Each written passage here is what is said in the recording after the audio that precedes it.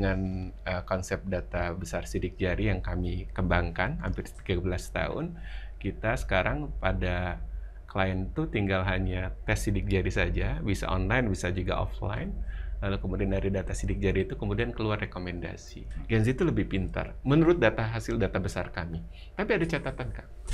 Generasi masa lalu itu cenderung tidak memiliki permasalahan kepribadian yang relatif tinggi.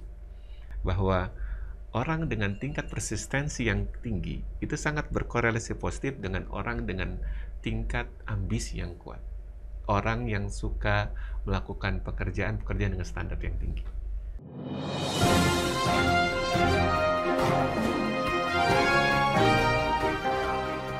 Jumpa lagi di Ruang Publik bersama DDM. Saya mengucapkan selamat menjalankan ibadah puasa bagi kaum muslimat yang tengah berpuasa sekarang. Dan kali ini saya mengundang seorang mungkin psikolog, S1-nya di Fisika ITB, tapi kuliah kemudian di Amerika, Arizona ya. Itu bidang Educational Psychology. Dan bukunya adalah Psikologi Keputusan. Nah, apa posisi beliau sekarang? Kita tanya saja. Pak Deddy Briadi. Hatur nuhun Kang Deddy. Pak Deddy ya. Pak Deddy Kang. Janten sekarang posisi itu sebagai sekarang banyak bergulat di bidang ini ya, assessment psychology. Kebetulan saya mengembangkan satu sistem yang kita sebut Briadi Psychological Fingerprints. Jadi assessment psikologi berbasis data science sidik jari, Kang. Dan banyak para calon mahasiswa atau pelajar yang konsultasi ya, nih tentang potensi mereka, kemana sebaiknya memilih jurusan. Betul. Sebenarnya yang paling banyak klien kami itu korporasi. Jadi hampir 70% yang menggunakan tes sidik jari Briadi itu adalah dari kalangan korporasi. Jadi pada usia kira-kira 25 sampai 55 tahun. Dan memang kebanyakan tes Briadi ini digunakan dalam proses rekrutmen ya. Jadi kalau dulu rekrutmen itu proses tes psikologinya biasa menggunakan computer based test. Jadi kandidat itu melakukan tes tapi berbasis kuesioner. Yang konvensional lah. Konvensional ya. Kayak kita nih betul. Gitu ya, dites gitu. Nah, kebetulan gitu. Saya dengan konsep data besar sidik jari yang kami kembangkan hampir 13 tahun, kita sekarang pada klien itu tinggal hanya tes sidik jari saja, bisa online, bisa juga offline. Lalu kemudian dari data sidik jari itu kemudian keluar rekomendasi. Dan itu sebenarnya mungkin yang agak berbeda yang dikembangkan oleh dibandingkan tes psikologi formal. Oke, good. Sekarang kita mau ngobrol, kenapa di Indonesia ini belum terdengar ya orang yang mendapat hadiah Nobel internasional gitu. Ini ada apa dengan bangsa kita? Iya, betul. Apakah dari perspektif misalnya inteligensianya itu kurang, menengah, atau seperti apa gitu, atau rendah gitu, Kang Ded? Jadi coba cerita. Ya, kalau kita bicara Nobel itu, Nobel Prize itu pasti sebuah raihan hasil perjalanan intelektual seorang ilmuwan yang sangat panjang. Dan memang sampai sekarang belum ada orang Indonesia yang mendapatkan hadiah Nobel. Tapi bukan hanya Indonesia, banyak negara Asia lain juga belum mendapatkan kesempatan itu. Misalnya sementara ini baru Malaysia, ya, Filipina, saya kurang tahu ya data resminya. Tapi selama ini yang negara Asia yang paling banyak mendapatkan Nobel itu Jepang dan China aja. Jadi di luar itu tidak terlalu banyak negara Asia berkesempatan mendapatkan hadiah Nobel. Dari India, Pakistan misalnya, atau ada tapi belum banyak, Kang. Belum banyak. Ya. Dari 800 penerima hadiah Nobel dari sejak pertama Nobel Prize itu diberikan, hanya sekitar 60 orang Asia yang mendapatkannya. Jadi nggak banyak sebetulnya. Tapi yang ingin saya soroti justru adalah tadi akan menyebutkan masalah kecerdasan bangsa kita. Ya, oke. Sebetulnya kecerdasan bangsa kita seperti apa?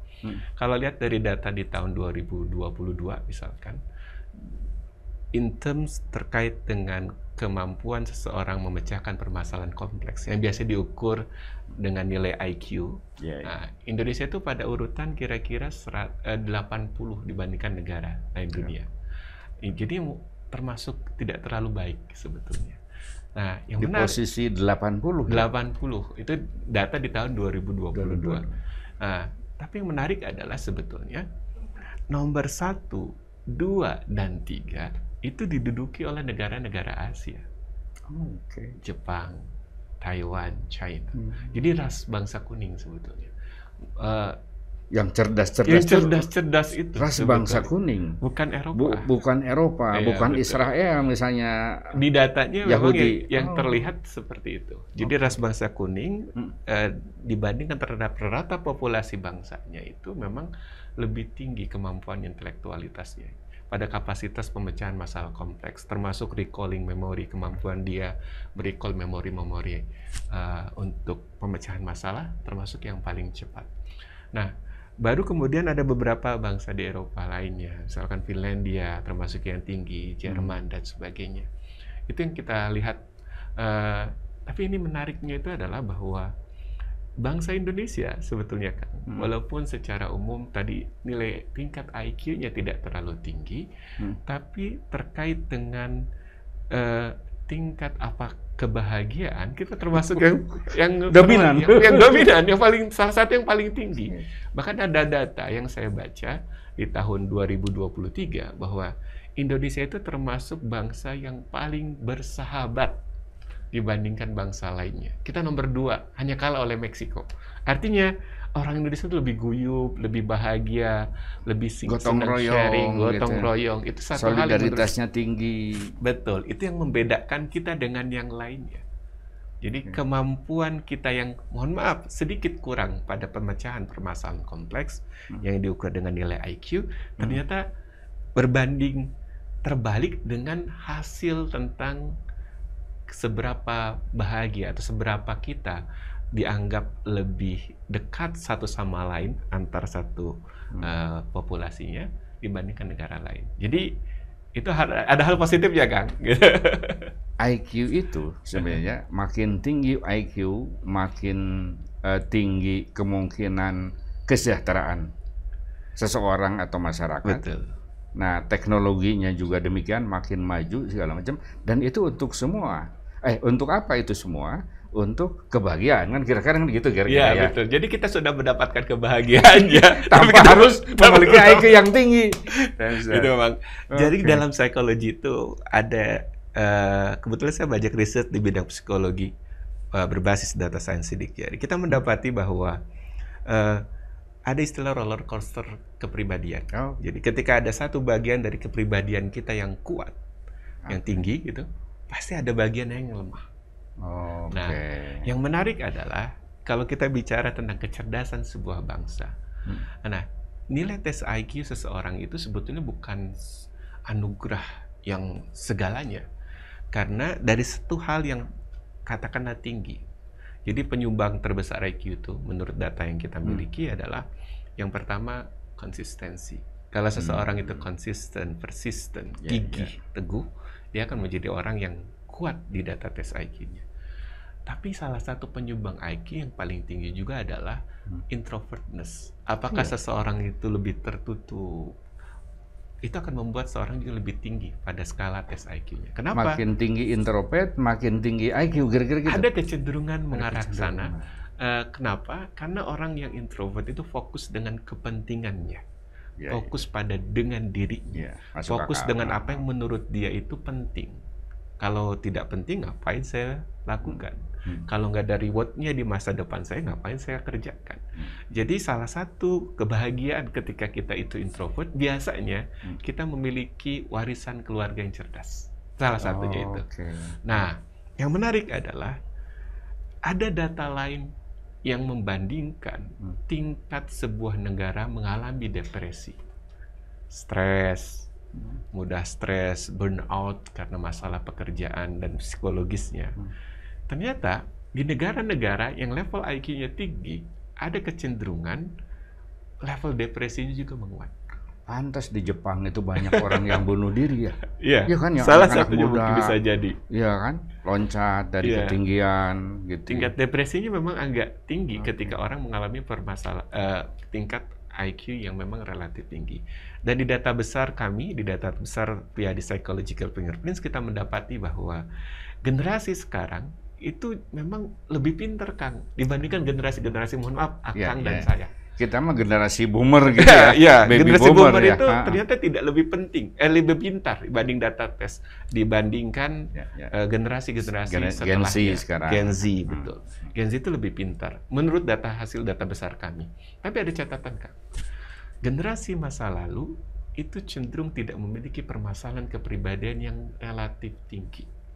Tapi generasi sekarang, di data kami menunjukkan lebih kompleks. Mereka itu lebih kompleks, lebih rentan mengalami permasalahan kepribadian.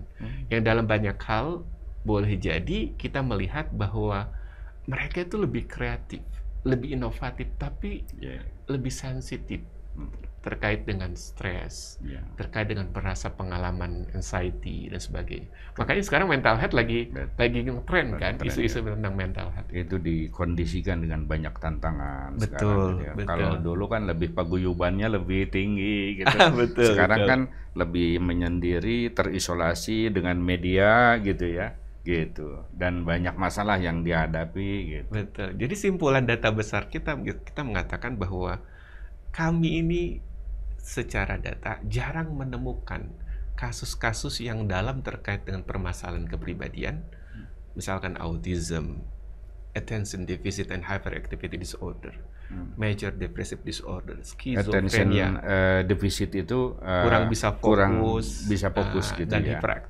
ada hiperaktivitas terkait dengan energi geraknya. Kita jarang mendapati kasus-kasus itu kecuali pada kelompok orang yang tingkat intelijensianya superior atau very superior. Jadi ada resiko ketika kita cerdas sebetulnya.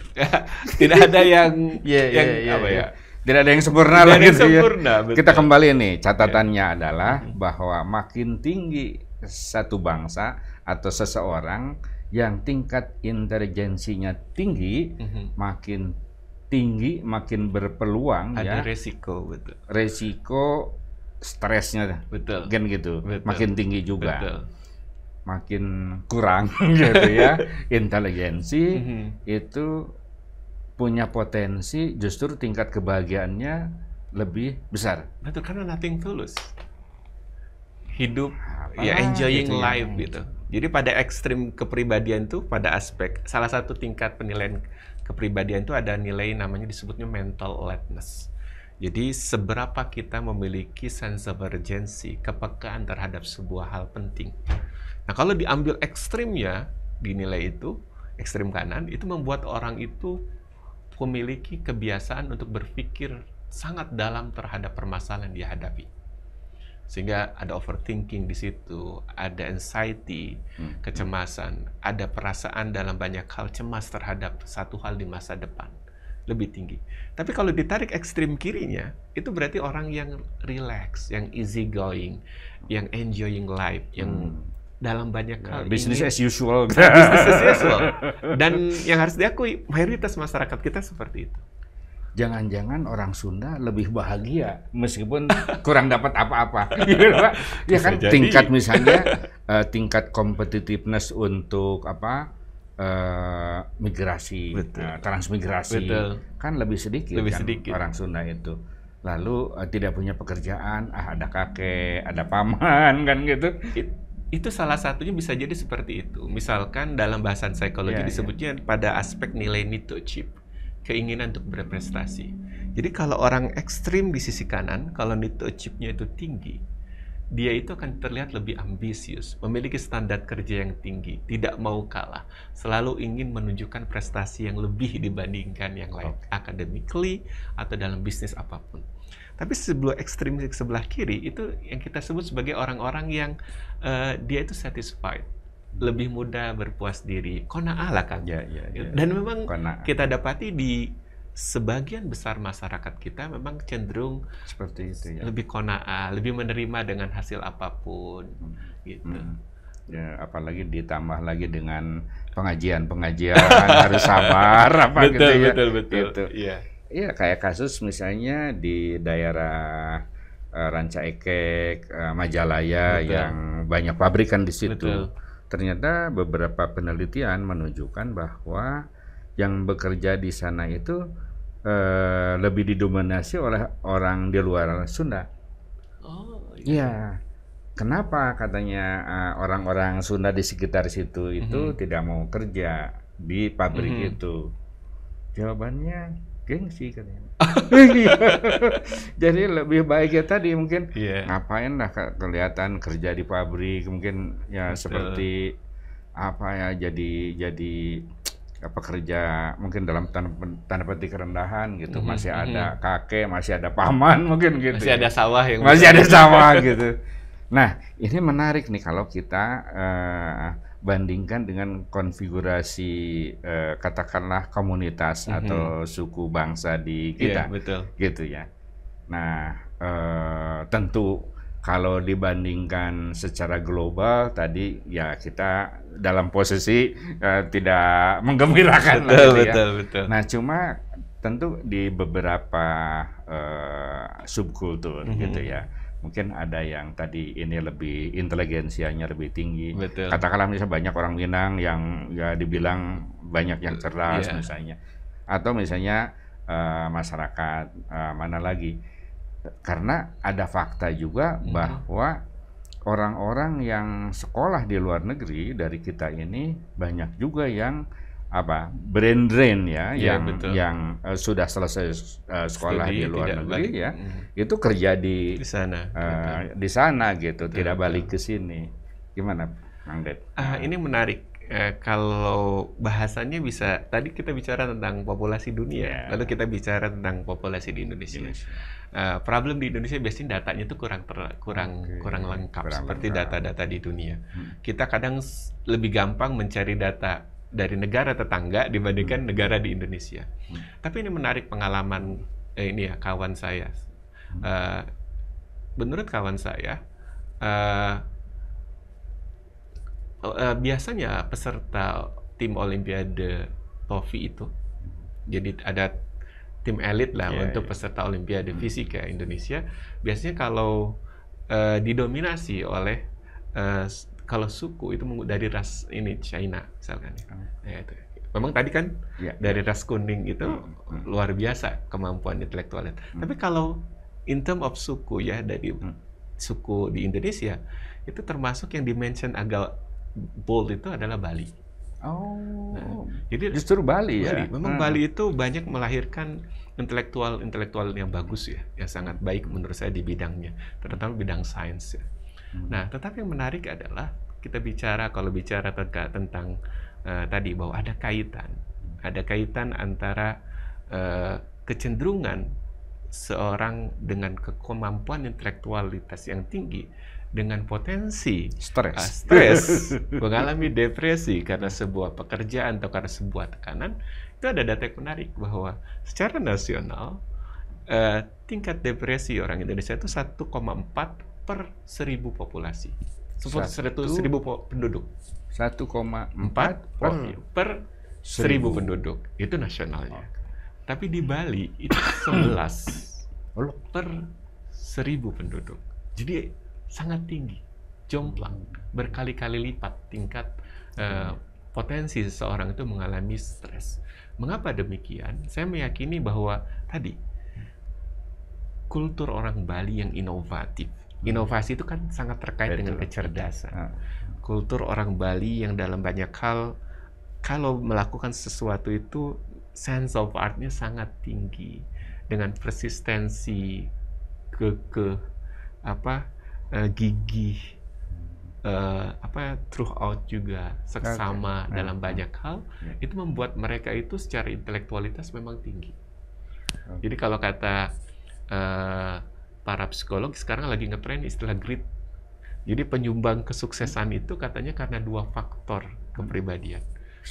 Satu itu passion, semangat yang dimiliki. Yang kedua itu adalah karena perseverance, karena seseorang itu gigih. Dia tidak mudah menyerah. Ketika dia punya tantangan, rintangan, dia hadapi rintangan itu dan dia berhasil dengan itu. Dan memang dalam studi-studi tentang intelijensia, IQ score itu banyak ditentukan oleh seberapa perseverance, seberapa gigih seseorang dibandingkan yang lainnya. Jadi dari situ kita bisa memahami mengapa dibandingkan terhadap populasi lain di Indonesia, di Bali cenderung lebih banyak kita temukan potensi orang mengalami permasalahan terkait dengan katakanlah depresi, stres, dan sebagainya. Sekali lagi karena memang di balik kekuatan seseorang ada titik kelemahan yang harus diantisipasi. Dan kelemahan yang terbesar dari seorang introvert, dari seorang yang dalam banyak hal dinilai lebih perseverance, lebih tekun, lebih cerdas dibandingkan yang lain, yaitu ada potensi dia mengalami permasalahan kepribadian. Karena rata-rata introvert itu very independent, sangat independen, Kang. Orang independen itu biasanya asik dengan dirinya, merdeka, tidak mau ditundukkan orang lain. Betul. Tapi dia punya masalah. Kalau dia punya masalah, dia nggak mau sharing dengan orang lain. Itu masalahnya. Betul.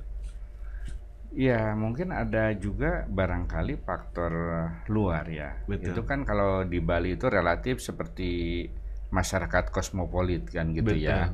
Dari berbagai bangsa hadir di situ. Mungkin dia juga ya mengalami proses belajar competitiveness. Betul. Datang ke sini berarti dia maju, saya juga harus, dan saya juga bisa melayani mereka, bisa ngomong bahasa Inggris. Betul. Bisa juga faktor itu kan ya, gitu. Bisa seperti itu. Jadi ada semacam tantangan dari eksternal yang menyebabkan dia harus bisa bersaing dengan orang-orang sekitarnya. Bisa jadi seperti itu.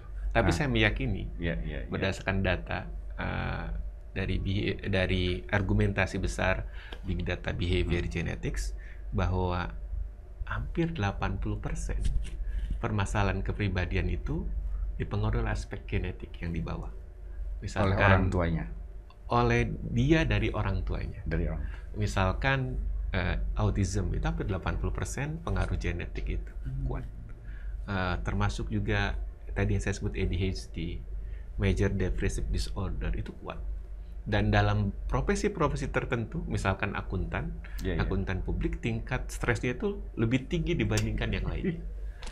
Karena akuntan terbiasa bekerja overtime dengan angka-angka secara mental itu terkuras banget, jadi tingkat stresnya tinggi. Kalau pengacara kelihatannya happy aja kan, dia bisa bisa memainkan secara itu panggung kan gitu ya. Dia di sidang mungkin gitu. Sebetulnya saya meyakini sebagian besar pengacara ketika awal karirnya mengalami moral dilema. Apa? Moral dilema. Misalkan karena gini, pada satu titik dia harus berhadapan pada satu hal yang menurut hati nuraninya melawan. Tapi mungkin itu karena profesinya awalnya agak dilematik. Tapi ya sekali mengalami itu, lalu proses setelah itu ada rasionalisasi. Yang kedua dirasionalisasikan lagi. Yang ketiga dirasionalisasikan lagi. Sehingga satu hal yang menurut pandangan publik awalnya itu dilematik secara moral, tapi karena sudah dibiasakan, jadi satu hal yang biasa. Ya, memang seperti politik uang dalam ini ya pemilu. Betul. Gitu ya. Bisa jadi bansos gitu segala macam. ya terima saja. Betul. Gitu ya. Karena sebetulnya dalam banyak hal kan seperti kata Hitler, kebohongan yang diulang 1000 kali jadi kebenaran. Jadi kebenaran. Nah, mungkin banyak politisi melihatnya itu sebagai sebuah strategi yang tepat. Pengacara ya idealis, kemudian membela orang yang terzalimi gitu. Tetapi ketika dalam proses hukum ada hal lain yang mempengaruhi, yaitu misalnya nyogok segala macam gitu ya. Jadi moral dilema itu pasti akan didapat pada awal karirnya. Tapi ketika sesuatu itu terbiasa, ada habituation. Jadi mungkin jadi satu hal yang tadinya itu sangat kontradiktif dengan pikiran-pikiran idealnya, sekarang menjadi satu hal kebiasaan. Dan itu sih untuk semua profesi juga begitu kadang-kadang gitu ya. Kemungkinan seperti itu. Ya. Iya. Ada ini lagi nggak suku lain yang tadi seperti Bali misalnya? Yang kita dapati yang saingan dari Bali terkait dengan tingkat stres itu Yogyakarta. Oh iya? Ya, Yogyakarta itu sekitar 10,7 banding 1000. Diam-diam kan Jogja itu penduduk. Aduh sangat ini gitu dengan culture-nya ya. Culture-nya itu kan ya. Esoteris, lebih mementingkan orang lain. Betul. Ya, kemudian altruism misalnya, senang membantu orang segala macam. Betul. Tapi ternyata di datanya seperti demikian. Tapi kalau kita perhatikan memang dua daerah itu, Bali dan Yogyakarta, adalah daerah yang secara culture kaya. Artinya memang secara umum mereka adalah orang-orang yang terbiasa melakukan satu pekerjaan dengan standar yang tinggi. Dan seperti tadi saya bilang, kalau kita bicara tentang correlational studies-nya, bahwa orang dengan tingkat persistensi yang tinggi itu sangat berkorelasi positif dengan orang dengan tingkat ambisi yang kuat. Orang yang suka melakukan pekerjaan-pekerjaan dengan standar yang tinggi. Jadi menurut saya sih itu mungkin ya logika di balik data yang tadi saya sebutkan. Bahwa di Bali dan di Yogyakarta secara tradisi turun-temurun dari sejak sebelumnya mereka terbiasa menghadirkan sebuah nilai atau karya seni dengan kualitas yang lebih unggul mungkin dibandingkan daerah-daerah lainnya. Dan itu komunal. Gitu. Ini kelihatannya ada dilema gitu ya. Di satu pihak, apakah Anda ingin cerdas? Ya dong, kan gitu kan. Betul. Nah, tapi Anda siap saja resikonya tadi menghadapi tingkat stres yang tinggi. Betul. Gitu. Nah, kalau Anda ingin bahagia gitu, ya dikurangin kan tingkat inteligensinya. Betul. Nah, itu kan dilema. Pertanyaannya kemudian adalah, saya pengen tingkat inteligensianya tinggi gitu, tetapi juga tingkat kebahagiaannya tinggi. Bisa nggak? Saya lebih meyakini itu sebagai anugerah. Kalau ada orang dengan tingkat intelektualitas tinggi, tapi bisa punya kehidupan yang seimbang. Karena sekali lagi, permasalahan yang kita miliki sesungguhnya agak sulit, Kang. Itu ditutupi atau diantisipasi oleh diri kita sendiri. Saya meyakini kalau saya bicara di korporasi gitu ya, permasalahan Anda itu bisa di-cover oleh orang sekitar Anda. Misalkan ada seorang pemimpin ini, leader di satu posisi, tapi di datanya dia itu dominan. Biasanya orang dominan cenderung tidak nyaman bagi orang sekitarnya. Jadi orang sekitarnya merasa terpaksa untuk bekerja dengan dia. Orang sekitarnya merasa mungkin dia tidak simpatik. Kalau berbicara straightforward, langsung to the point sehingga nyelekit dalam keseharian. Nah, orang-orang seperti ini sesungguhnya bisa menutupi kelemahan dirinya dengan kehadiran orang lain yang bisa menutupi itu. Misalkan dihadirkan nih sekretarisnya atau orang ring satunya yang lebih humble, yang lebih empatik, sehingga dia bisa mengingatkan si bapak ini untuk bisa lebih baik dalam kehidupan. Dalam banyak hal termasuk juga terkait dengan masalah stres, depresi yang dimiliki oleh seseorang, saya meyakini bahwa mereka yang mengalami itu tidak bisa keluar dari masalahnya dengan dirinya sendiri, tapi dengan bantuan orang sekitarnya. Kehadiran pasangan yang bisa care sama dia, dekat, intimate dengan dia dalam keseharian itu sangat penting. Atau teman baik. Atau gitu teman baik, atau teman curhat. Tapi masalahnya sekali lagi, kebanyakan orang dengan potensi stres itu sangat independen. Artinya tidak terbuka tentang masalahnya. Gitu. Saya ada seorang teman yang sangat cerdas, gitu, sangat produktif, tetapi tingkat stresnya tinggi. Tingkat konfliknya juga tinggi. Betul, konfliknya tinggi. Gitu. Karena memang problem utama ketika kita itu cerdas dan kita itu mudah stres dan ada kecenderungan pada diri kita itu disloyalty-nya kuat, istilahnya dia tidak memiliki Ya. kemampuan untuk menunjukkan rasa hormat terhadap otoritasnya, itu pasti potensi konfliknya tinggi. Oh. Gitu. Jadi memang nggak ada yang sempurna kan? Iya. Baik, closing statement. Iya. Apa yang ingin disampaikan Iya. ke teman-teman penonton? Saya kira berbahagialah menjadi orang Indonesia. Karena di balik banyak permasalahan yang kita miliki, kita tetap memiliki banyak hal yang bisa ditunjukkan kepada dunia.